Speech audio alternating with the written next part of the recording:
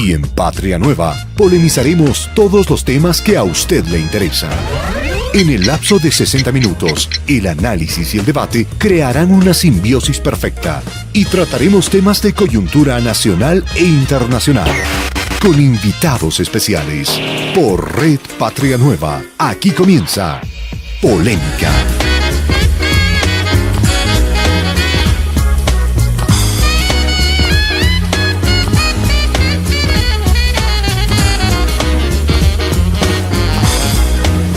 Comenzamos.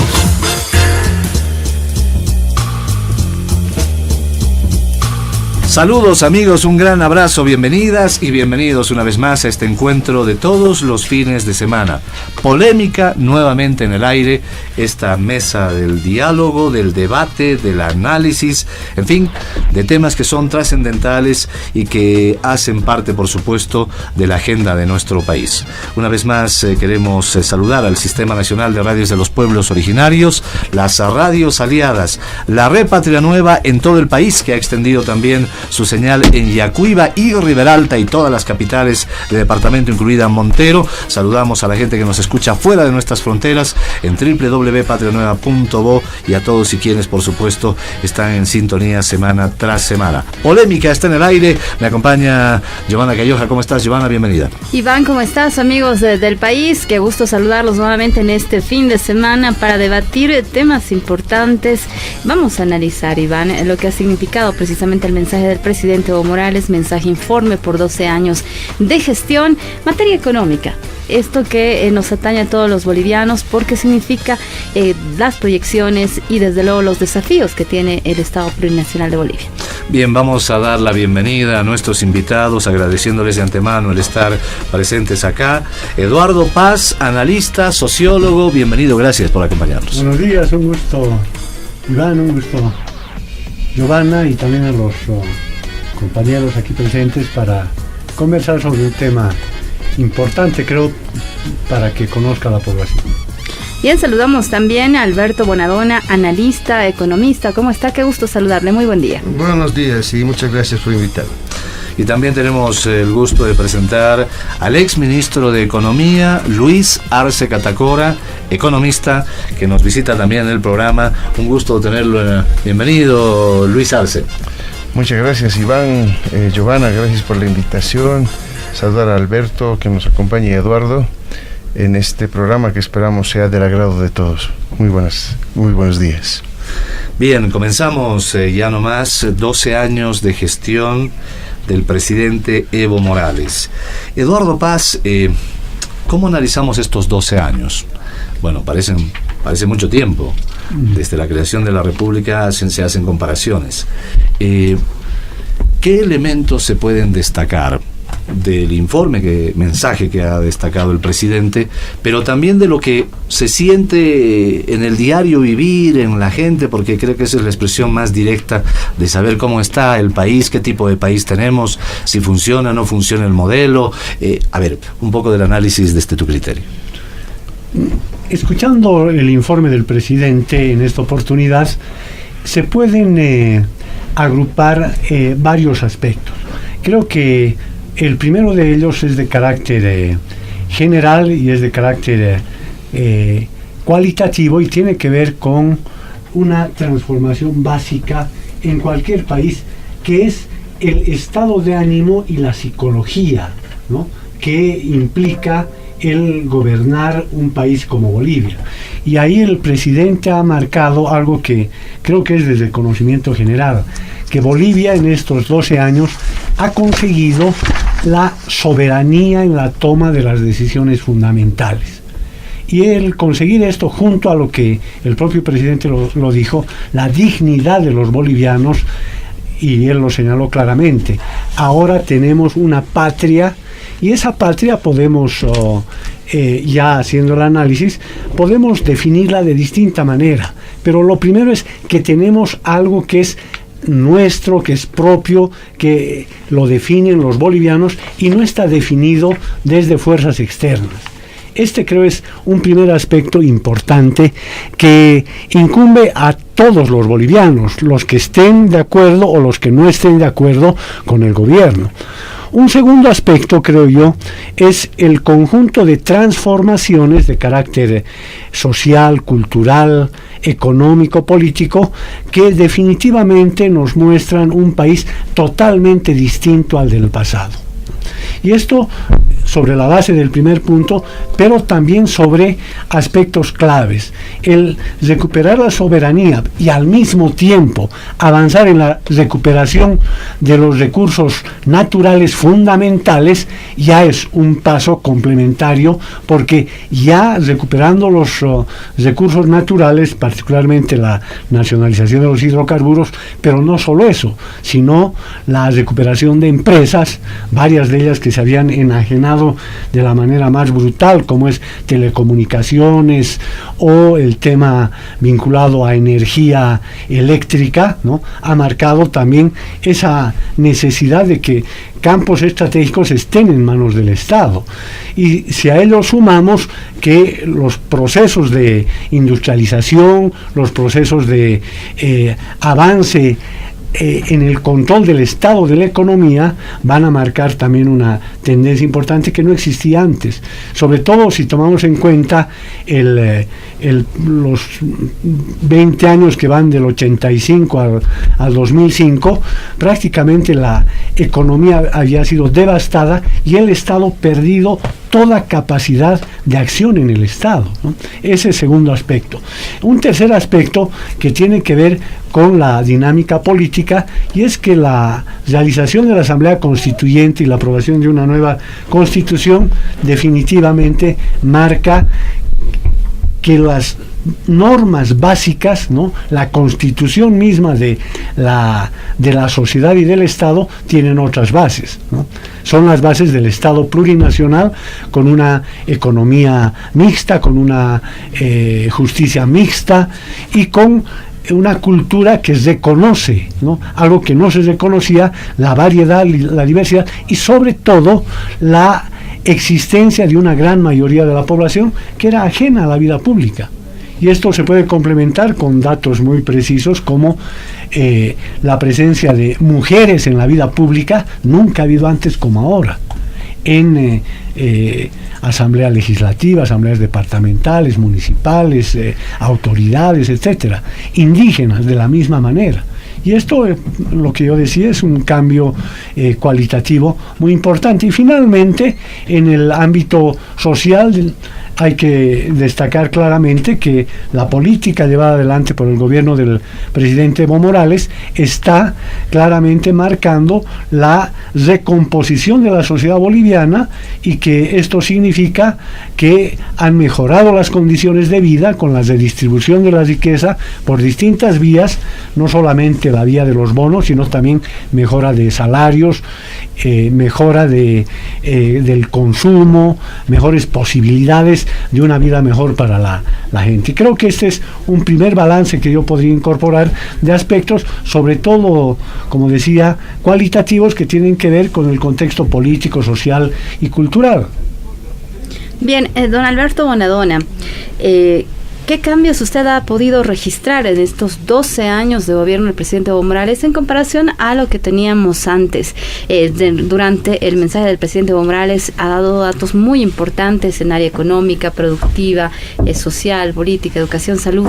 El crecimiento económico de nuestro país, y una estimación oficial boliviana 2017 es de 4.2%, haciendo que Bolivia sea una de las economías la más importante en la región de Sudamérica. ¿Cómo ve estos datos que ha brindado el presidente Evo Morales en este mensaje? Bueno, a mí la verdad que el mensaje un poco como que nos está dando algo que se esperaba. Se ha mencionado en más de una oportunidad un crecimiento para el año 18 superior al 4%, y que posiblemente permita pagar el segundo aguinaldo. Sin embargo, yo creo que hay que analizar otros aspectos que son elementos que no tocó precisamente el presidente, y que son una evaluación clara y sincera de lo que efectivamente han sido o son los proyectos productivos en el país. Tenemos nosotros una situación, empezando del más relevante, digamos, en cuanto a la producción boliviana, que es yacimientos, pero que en este momento si uno hace cálculos relativamente simples, sobre la base de las reservas que se tenía el 2008, las reservas habrían caído un 70% y no ha habido la suficiente exploración como para generar nuevas reservas de gas que permitan responder tanto la demanda del Brasil, la Argentina, la demanda interna, una demanda interna que además se va a ver incrementada por la producción de urea en Bulo Bulo. Y ahí, solamente si se pone en funcionamiento esa planta, pues va a necesitar una cantidad que en este momento haría que la caída de las reservas de Bolivia sea muchísimo más acelerada. Y creo que este es uno de los aspectos que se vuelve a repetir en otras áreas en que ha incurrido el Estado. Se puede ver en pequeñas empresas como es Quipus o como es Carton Ball, ¿no? Son empresas que más que haber generado procesos de industrialización, son procesos de transformación de insumos externos, de ensamblaje que se realizan al interior del país. Yo creo que es fundamental que el gobierno se dé cuenta de esto y que analice qué es lo que efectivamente está generando como proceso de industrialización como tal. Y en muchos aspectos este proceso de industrialización no está dirigido a impulsar nuevas tecnologías, o sea, investigación, que pueda dar paso a innovación y aplicar a aspectos que son propios del territorio boliviano, que permitirían aumentar la producción y la generación de empleo productivo en dimensiones que efectivamente puedan colocar a Bolivia ya no basado en un crecimiento del 4%, sino en un crecimiento mucho mayor.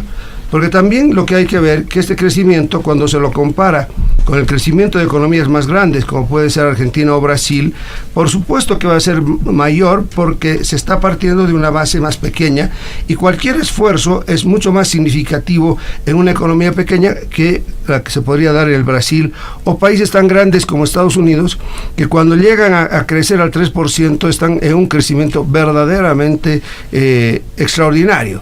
En nuestro país el crecimiento extraordinario no puede ser el 4%. El crecimiento extraordinario alguna vez se ha logrado ese tipo de crecimientos. En los años 70 se ha vuelto a dar hace poco alrededor del 7%, y tendríamos nosotros que ver cómo lograr que esto sea mayor. Finalmente, uno de los aspectos centrales, creo yo, en la economía boliviana es cómo se va a lograr en esta época continuar con la bolivianización, dada la caída precipitada de las reservas internacionales, y que hasta este momento han sido compensadas principalmente por un aumento de la deuda externa, que al ingresar al país pues entra en dólares, y cualquier gasto que se haga dentro del país, por supuesto, se va a hacer en bolivianos. Esto hace que crezcan las reservas, pero no es una manera, digamos, genuina cuando se hace simplemente por el lado del crédito. Tiene que hacerse por la vía de la exportación real de productos que efectivamente estén aumentando las exportaciones y por lo tanto haya el sostén suficiente para aumentar las divisas mediante la producción, y de esta manera sostener una bolivianización sólida, que es lo que en algún momento se ha tenido en el país. Bien, son varios elementos que ha configurado Alberto Bonadona en este análisis que estamos llevándoles a ustedes precisamente de los 12 años de gestión del presidente Evo Morales. Luis Arce Catacora, exministro de Economía, hay algunos elementos que seguramente son para configurar en base a lo que ha analizado Alberto Bonadona, pero sobre todo, ¿en qué momento está Bolivia económicamente en este instante en la región? Si bien es el país que más ha crecido por cuarto año consecutivo y va hacia esa misma perspectiva por quinto año, ¿cómo nos encontramos en el contexto internacional y los apuntes que ha realizado Alberto Bonadona? Bien, bueno, empezar diciendo que todo hay que ponerlo en términos de la coyuntura internacional y de lo que ocurre en el mundo. Bolivia no es un país aislado y lo que ocurre en el contexto internacional explica muchas de las cosas, de las interrogantes que ha planteado Alberto. Pero sin duda, yo rescato algo que ya está en la mente, felizmente, de los economistas ya, que es la presencia del Estado en la economía. Es un debate, creo que el presidente lo ha enfatizado también en el discurso del pasado lunes, porque resulta que en el pasado se olvidan muchos que la economía de mercado era la que liderizaba, la que dirigía la economía, no solamente de Bolivia, en muchos países. Y a partir del año 2006 se implanta un modelo donde hay una participación importante, dirigencial de la economía, parte del Estado. Creo que es un hecho fundamental, trascendental en estos últimos 12 años.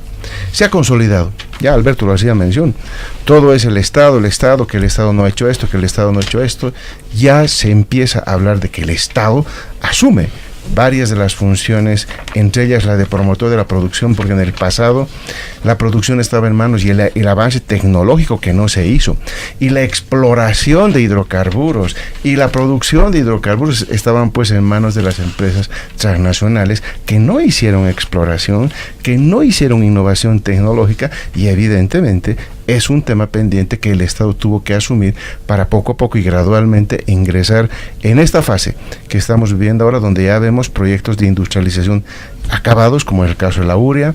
Tenemos no solamente eso, las plantas separadoras de Río Grande y Carlos Villegas en Yacuiba, es básicamente el inicio de la petroquímica. Pero aquí yo creo que hay que dividir esto en dos partes, ¿no? Uno es ese contexto internacional que puede determinar. Ha habido caídas de los precios internacionales desde el año 2011. El 2014 se desploma el precio del petróleo y Bolivia sigue creciendo en un contexto absolutamente adverso, donde los otros países vienen experimentando tasas de crecimiento negativas. Es el caso de Brasil, por ejemplo. Y ahí yo no coincido con Alberto de que la base es pequeña, porque nosotros partimos de una base de 9.000 millones, ahora estamos cerca de 34.000 millones de dólares, ¿no? Y la base no es tan pequeña.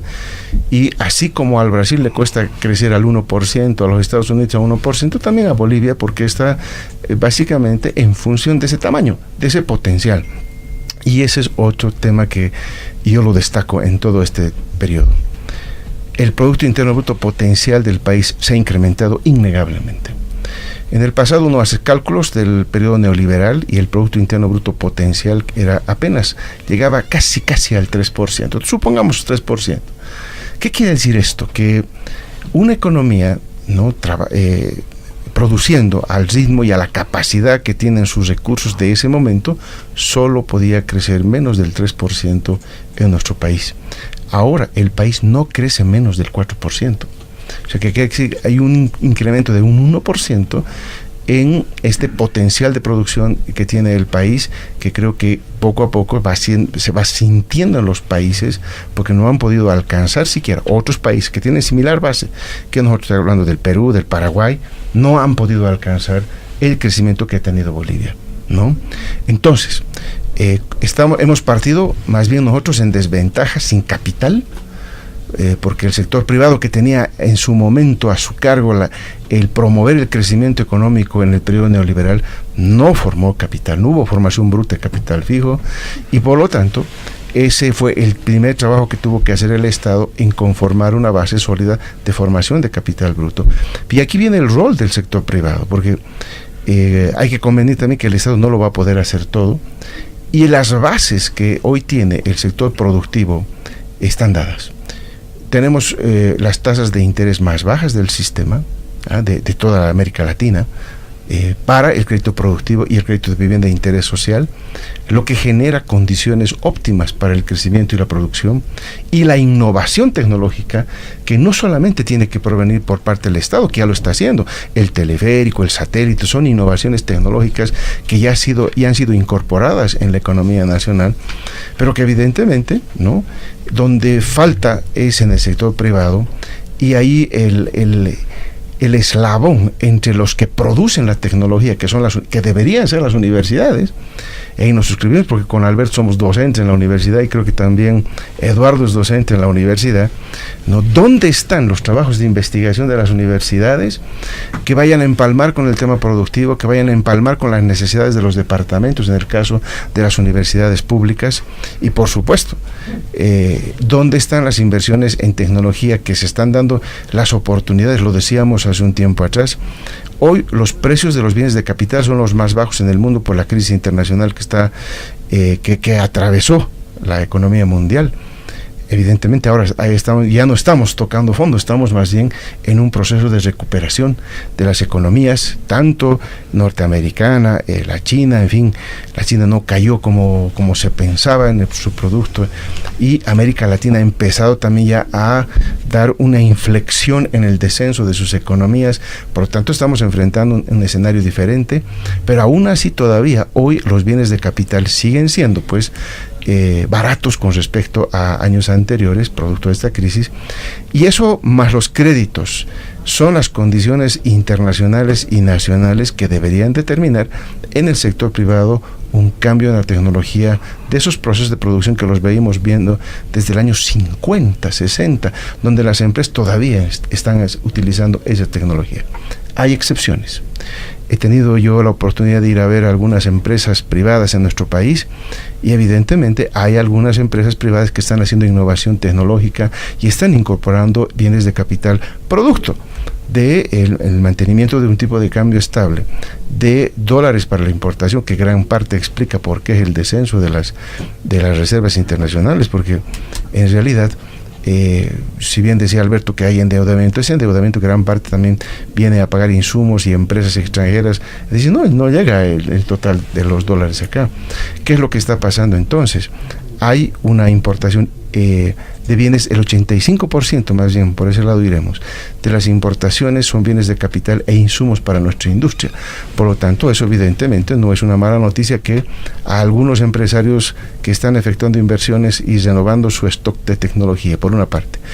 Y por otra parte, el Estado, que es un jugador fundamental en la importación de estos bienes de capital, ¿no? Porque fíjense ustedes, toda la instalación que tienen los teleféricos, el satélite, todo eso vino de afuera, no hay producción nacional.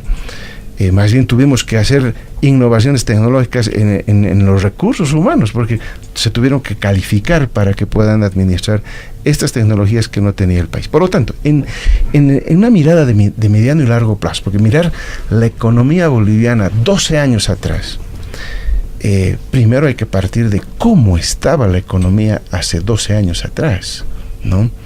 Y creo que eso nos falta, y cuando yo hablo con las personas ahí en la calle, y he visto que los medios de comunicación hacen la pregunta: ¿y cómo está la economía? Uh-huh. Y mucha gente le dice: no, está igual nomás que antes, ¿no? Muy poca gente dice la mejora, y algunos inclusive dicen que está peor. Se olvidan de cómo estábamos hace 12 años. Teníamos apenas en depósitos del ahorro de la gente en los bancos 3.600 millones de dólares, y la gran parte de eso eran depósitos a plazo fijo que provenían de gente que tenía recursos, es decir, de la parte rica de la población.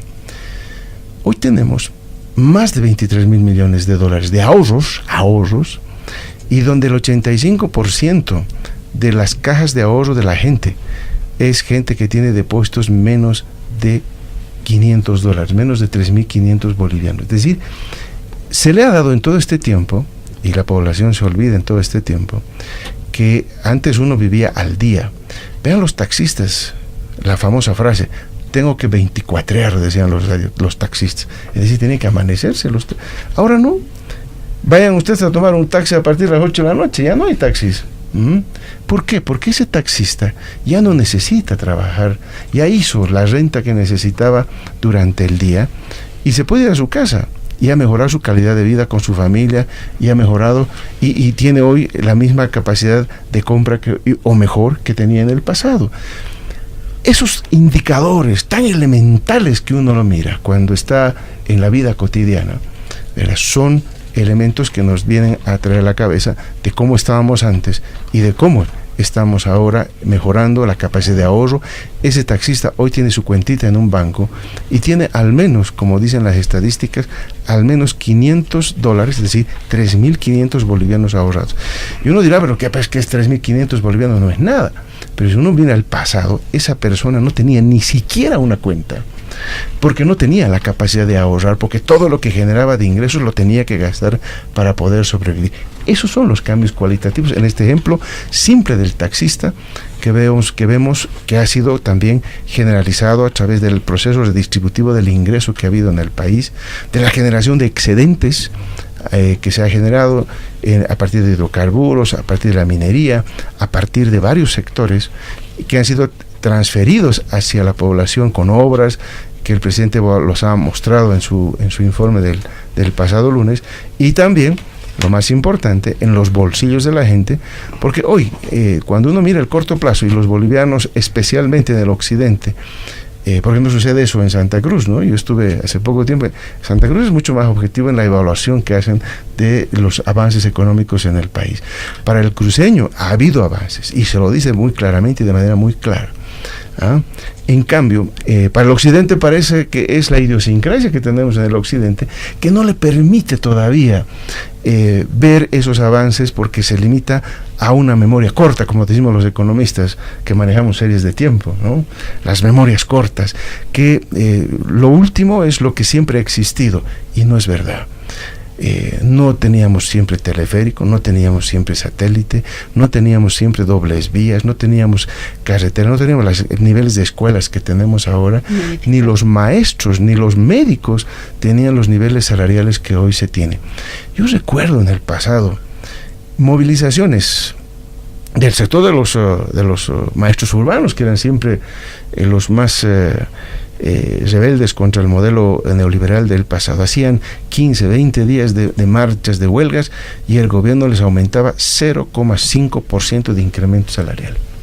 Ese era el país. Y por supuesto, hay que recordar que tuvieron 3 años de congelamiento del salario mínimo nacional, el 2003, el 2004 y el 2005. Se congeló el salario, que fue la peor de las medidas que tomó el modelo neoliberal, porque eso nos retrasó considerablemente con el resto de los países, porque todos los países hacen aumentos salariales de sus salarios mínimos, etcétera, todo el tiempo, y estuvimos estancados 3 años, que claro, para una economía que estaba empezando a crecer, recuperar todos esos 3 años de pérdida, sin duda han sido años difíciles, pero poco a poco se lo ha logrado, ¿no? De un salario mínimo de 400, tenemos de 2.000 bolivianos, y yo creo que es un avance importante. En fin, podemos hablar de muchísimas cosas, pero lo cierto es que el gobierno nacional en todo este tiempo ha ido conformando la base económica. La base económica en la industria pesada, en la industria más importante. Ahora, la discusión tiene que ser qué ocurre, lo que reclamaba Alberto, ¿dónde está la industria, dónde está la producción? ¿Lo va a hacer el Estado o lo va a hacer el sector privado? Porque después, si toma la iniciativa el Estado, no se vayan a quejar y no vayan a ser abogados del sector privado para decir, bueno, pues le han quitado el espacio y la oportunidad de hacer. Porque yo siempre lo decía desde muchos años atrás, esta oportunidad de industrializar el país, de dar el salto cualitativo en manufactura, en mejorar el turismo, en mejorar la producción de alimentos y industrializando otros alimentos, no puede pararse si el sector privado